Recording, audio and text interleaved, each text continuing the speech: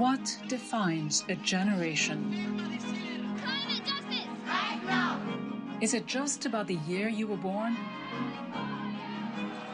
Or is there something more?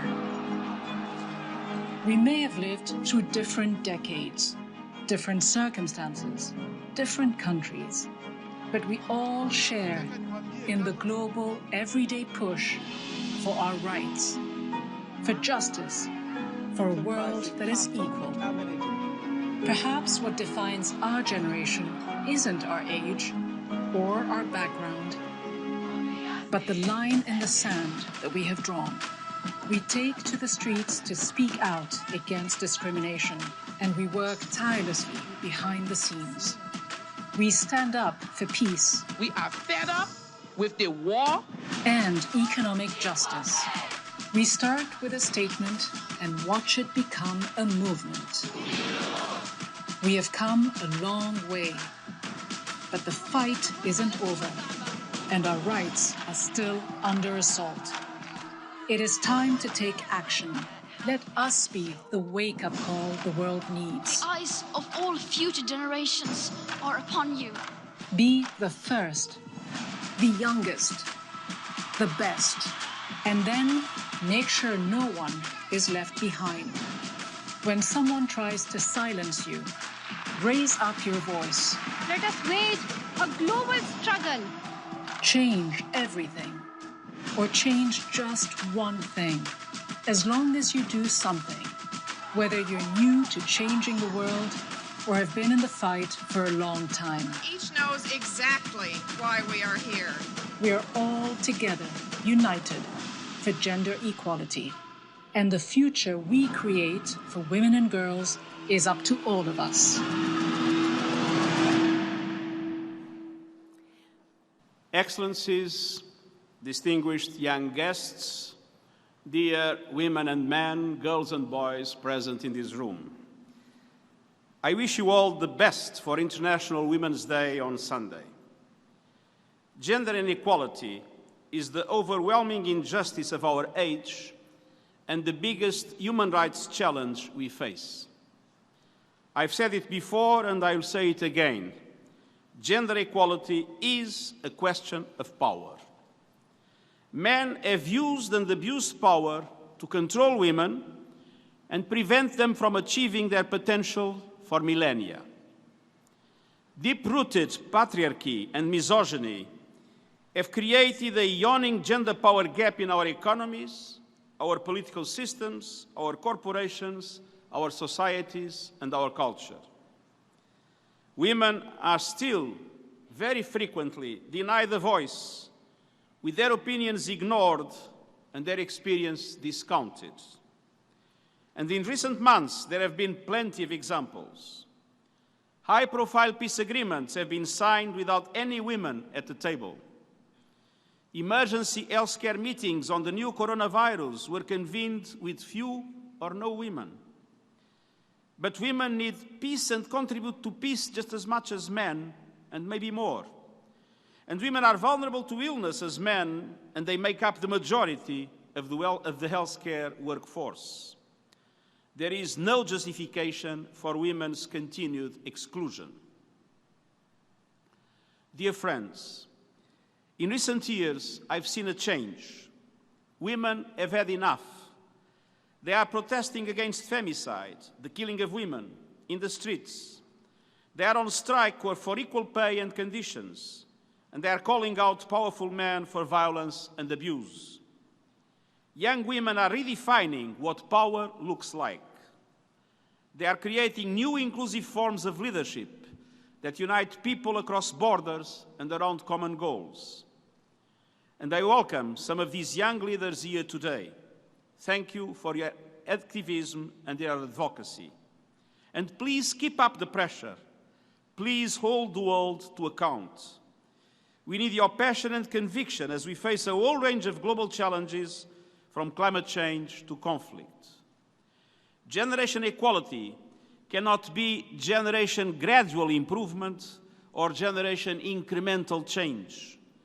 Generation equality means equal rights and opportunities for all women and girls now. And that is why I'm determined to achieve gender parity at all levels at the United Nations, and I'm pleased that we have done so at senior levels 2 years ahead of schedule. Dear friends, without women's leadership and full participation, we will never achieve the 2030 Agenda for Sustainable Development or defeat climate change. Women, particularly young women, are leaders on climate action. But I was not aware until recently that one of the founding fathers of climate science was a woman, a founding mother. In 1856, Eunice Foote, an American scientist and women's rights campaigner, believed changes in carbon dioxide in the atmosphere could affect the Earth's temperature, and she conducted an experiment with glass cylinders and thermometers to prove it. Her paper was presented at a meeting of the American Association for the Advancement of Science by a man. And 3 years later, another man published his own research on heat-trapping gases, which is considered the foundation of climate science.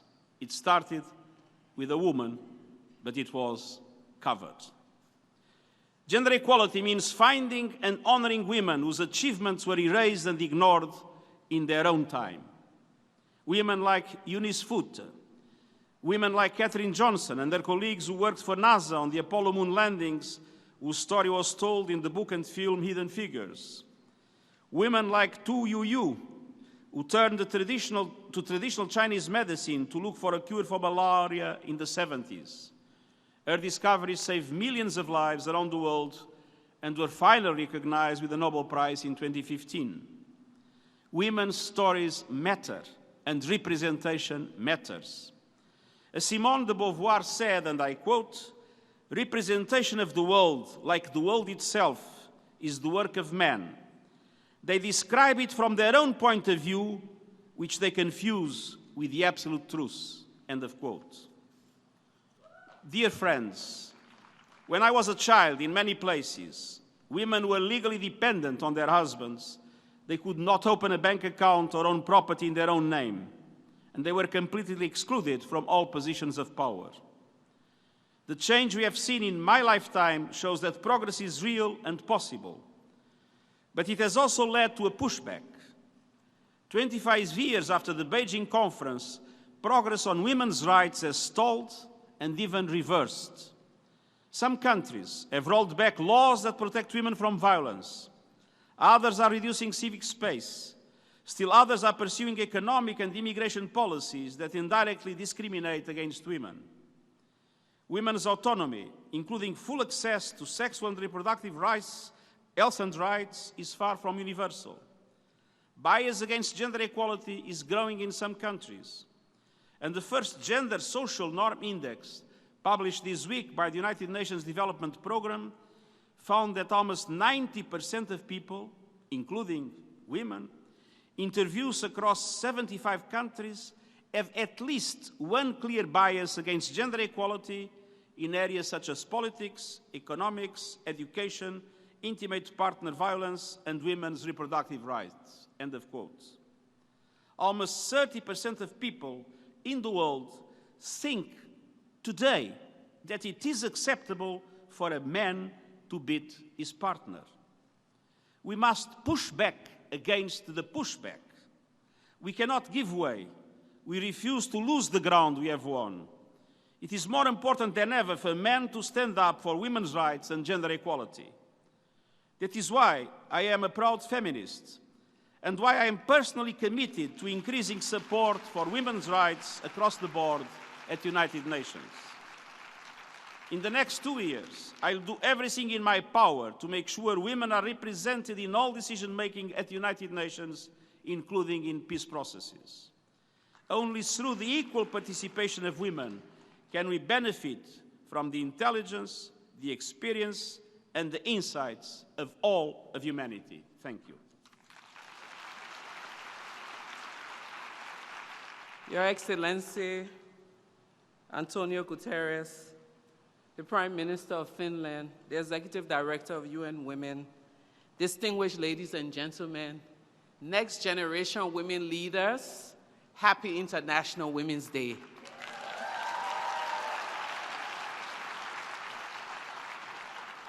In 1999, my work consisted of talking with ex-child soldiers in Liberia. One of the days, I had a conversation with one who had been 9 when he was recruited, and by 16, he was amputated. We had a conversation that day about many things, and then we started to talk about sexual violence. My question to him was, Joseph, did you ever rape anyone during the war? His answer to me was no, I raped no one. I realized that it didn't sink in or he didn't understand my question. So I asked him again, did you ever force any woman to have sex at gunpoint? And he said, oh, that's what you're talking about? Yeah. Isn't that what women were made for? Several years later, my enthusiastic 9-year-old, who's now 21, goes to school on this very day, International Women's Day, and say to her friends, celebrate the girls. Today is International Women's Day, because when you have a mother who's a feminist, you think everyone is enthusiastic about feminism. And a little boy stood up and said to her, shut up and sit down. What are women good for but to make babies? When we play these two stories in our heads, it paints a picture of the narrative not just around women and girls' bodies, but around every issue affecting the lives of women. 25 years ago, all around the world, women celebrated the victory of the Beijing Declaration. The celebration was primarily because at last, the world was recognizing women's rights as human rights. There was a firm hope that concrete actions and steps would be taken to address those critical areas that were adversely affecting the lives of women and girls. The declaration was going to ensure that we had control over our lives, our destiny, our bodies, and our periods, and even our future. 25 years later, we're watching a continuation of old challenges. The increasing threat on women and girls, the increasing threat on the rights of women, spaces and places that were created to challenge human rights violation continue to be places now that oppress and suppress the rights of women. The term that I hear most of the time as we protest in Liberia and other places, is just women. Not women for justice, J-U-S-T, just women, has become the term that many people, including decision makers, use to underrate and undervalue the work of women. The term just women brings us to a place where we can't even begin to have conversations about our human security needs because the values have been taken away. The intentions of just women is meant to downplay the significant contributions that women make on a daily basis to keep all of us at a place where we have to say no to issues affecting us. Just women shut the door firmly on any idea or intention to have a conversation about equality. Fortunately, and not unfortunately, this conversation about equality must be held. In such an unjust and unequal world, gender equality must be more than just simple numbers and counting on equal measures. Gender equality must be an understanding that equality is linked to our collective humanity. It is linked to peace and justice, which for me means being willing to radically transform the systems and structures that hold women and girls down. These radical transformations must be actionable. One, political will. The UN, for many years and years, we've come here on this day and during General Assembly to push for those rights that we feel are being taken from us. The UN is as strong as its member states, and member states are as strong as their citizens. It is incumbent upon governments sitting here and back home to move beyond the rhetorics of women's rights and begin to take action that will lead to change. Our rights should not just be important during election season, they should be important at all times. Resources. We cannot continue to have a conversation about funding for women's rights. Women's issue cannot continue to be underfunded. We're in New York. No one goes to the store to buy diamonds with peanuts. Ownership. 25 years ago, as a young mother, I did not own a computer. Neither did I have a budget. Nor did I ever dream about standing at this dais at the United Nations, let alone have a dream about being a Nobel laureate. However, those were the days where I was armed with my conviction, my Bible, a notebook, and a pen. Those were the days when I challenged the community status quo that girls were not supposed to sell their bodies as a means of feeding their parents. Those were the days I challenged the young men with guns, defying them to come and try to rape one girl. I asked questions of soldiers at checkpoints for arresting young men from my neighborhood, what their crimes were. My living room was our Beijing. The community women were taught how to bake and were encouraged to get involved in economic activities that would make them more independent and save them from domestic abuse in every shape and form. Young girls were mentored to seek education as that was the only means of them escaping the harsh realities of their daily lives. That enthusiasm is what I saw in my grandmother and my mother, and that is the same enthusiasm with which women engage Beijing. And that enthusiasm, women must be reharnessed so that we can begin to reclaim the spaces that we've lost.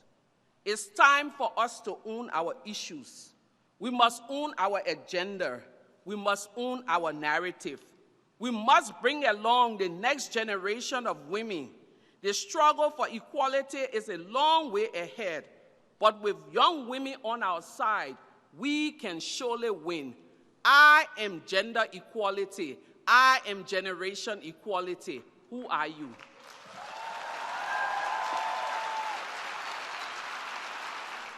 Ladies and gentlemen, it is a great honor for me to stand before you in this hall on the eve of the International Women's Day. The General Assembly Hall is a symbol of multilateralism and the only venue where every country of the world will have its voice heard. Yet, the voices often heard in this hall are male voices. The number of female heads of states or government is only 21, while there are 193 UN member states, and while more than half of the global population are women and girls. Finland was the first country in the world to grant women full political rights, both the right to vote and the right to run for office. Finland today is a global champion of gender equality. I want to talk about what we have done, why we have done it, and what we all have left to do. Finland promotes gender equality because we see it as a cornerstone of our success in society. Our history has not been easy. For a long time, Finland was a poor agrarian country with deep social divides. Our path to one of the most developed and stable societies in the world has not been easy. Change does not happen overnight.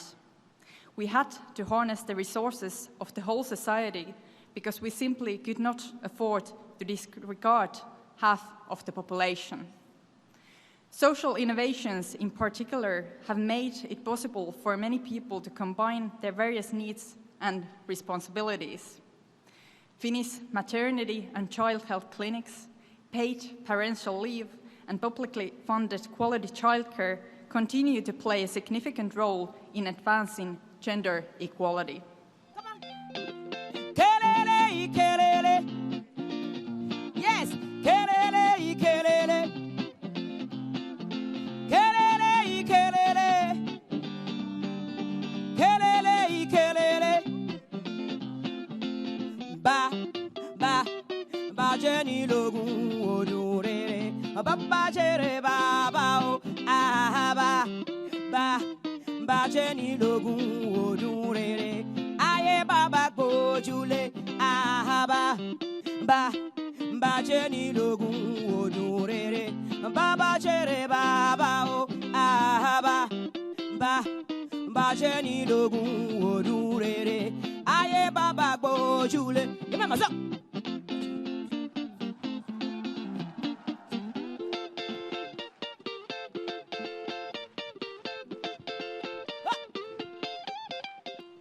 My name is Alexandra Villasenor, and I am a 14-year-old climate activist.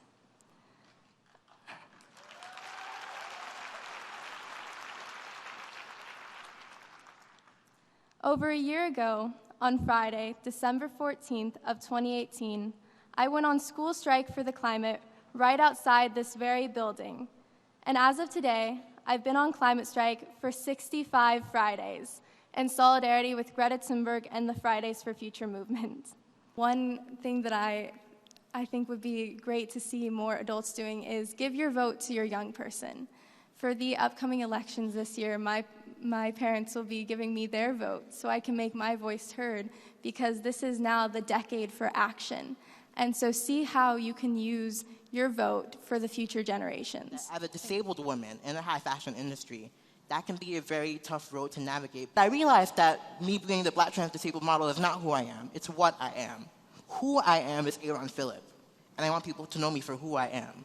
When I think about myself and when I think about women, I want to call attention to the fact that I want you all to hold women in your heart, think about what makes women women, and think about what you can do to truly push the culture forward in the way we respect, treat, and include women in the dialogues of society and in business and whatever you want to do. Just include and emphasize the fact that women are women and love and respect and tolerate women for exactly what we are. And women are the world. We are one.